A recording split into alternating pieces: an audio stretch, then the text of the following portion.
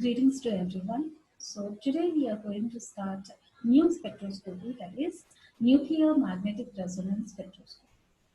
So it is actually used to characterize organic molecules which has CH frameworks. That is, if there is a proton besides a carbon, so it tells us about the number of protons, how many are there, and everything regarding that. Okay. So it involves magnetic properties. That is why in the name we see magnetic resonance. Okay. So it also determines the physical and chemical properties of atoms or the molecules in which they are contained. Okay. Then we'll go for a slideshow now. Yeah. The source of NMR is radio waves. Okay, so radio waves having longer wavelengths, that is 10 power 7 nanometers, and thus low energy and frequency. So when low energy radio waves interact with a molecule, they can change the nuclear spins of some elements, including proton and carbon C13, that is H1 and C13. So we all know that a proton, right? A proton can be used, that is, because it has a spinning property and it has a positive charge, so it acts like a magnet. Okay. So similarly, we can have not only H1, F19, C13, N15, F19, P31 spectroscopies also. So that is why this NMR spectroscopy is generally or commonly known as proton NMR spectroscopy. Right? So we just find out the number of protons present in the compound. So here for magnetic moments, so spin quantum number is related to the atomic and mass number of the nucleus. So you can see here a small table in which we have given here I is the spin quantum number. So if it is half, so then that it is atomic mass number is odd, atomic number is odd. So you have this half, that is NMR active. If it is odd, atomic mass is odd, atomic number is even, then also it is NMR active. Example C13.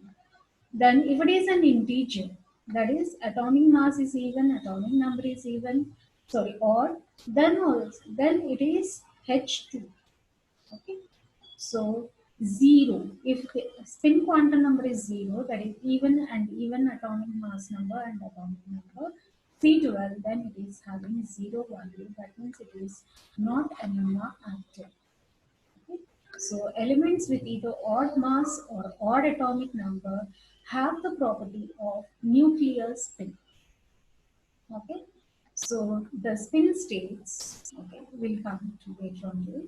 So if an external magnetic field is applied, the number of possible orientations of the molecules will be 2I plus 1. Okay, I is the spin quantum number. So hydrogen has spin quantum number I is equal to half, right? So already we have seen in the table. And possible orientations for it will be 2 into half plus 1, that is equal to 2. So what are those two possible orientations? That is plus half and minus half. So you can see here the field strength when it is applied. Okay, you have the energy here. So I is equal to half. So you have spin state plus half and minus half. So this plus half, which has lower energy, is called as alpha state, and this minus half, which has higher energy, is called as beta state. Okay. Now coming to the main principle of NMR. So the theory behind NMR comes from the spin of the nucleus, and it generates a magnetic field. So without an external magnetic field, the nuclear spins are random in directions, right? So if you leave your children at home and if you go out for some time and when you get back to home, you can see the children doing a lot of uh, noise and everything, right? They, what to say, all the toys and all will be at other places, right? So it won't be in this thing, so it will be randomly positioned, right? Similarly, when you apply an external magnetic field, that means when you are inside the home and when you are taking care of your children, you won't let them do like that, right? So you will tell them what to do and what not to do. Similarly, when an external magnetic field is present, the nuclei align themselves either with the magnetic field or opposite to the magnetic field. So you can see the directions here, some are upward and some are downward. Okay, that means external magnetic field is upward direction. So some are aligned upwards and some are aligned downwards. Okay. So here a spinning proton creates a magnetic field. This is with no external magnetic field. They are randomly positioned or oriented, and when in place of a magnetic field, they may go in the direction of the magnetic field or they may orient against the direction of the magnetic field. Okay. So these are the possible orientations. Okay. So absorbing the radio frequency radiation, it causes the nucleons to spin flip. Okay, so this is the lower energy state, this is the higher energy state, alpha and beta. So the strength of the magnetic field is measured in terms of Tesla, and frequency is measured in terms of hertz or megahertz. So same thing given here. Now, the emitted radio frequency is directly proportional to the strength of the applied magnetic field. So you can see here mu is equal to gamma B naught by 2 pi, where B naught is the external magnetic field experienced by the proton and gamma is the magnetodiadic ratio or gyromagnetic ratio. That is the ratio between the nuclear magnetic moment and angular momentum. So NMR is based particularly on this equation.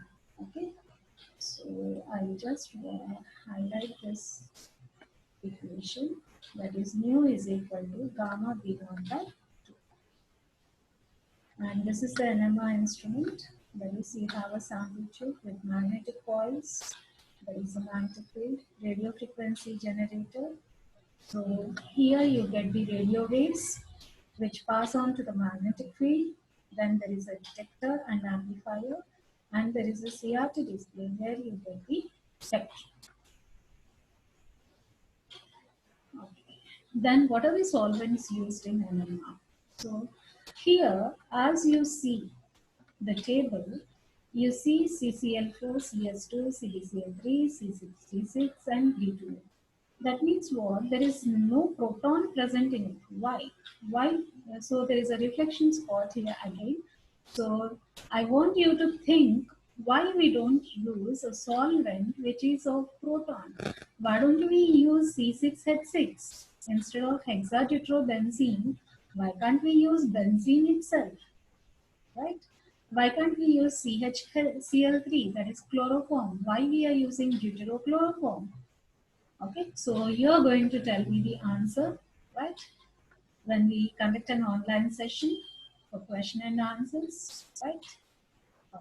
So keep this, please remember this question of mine. Okay, so this is the introduction of NMR, that is the basics and principle of NMR spectroscopy, right? Clear?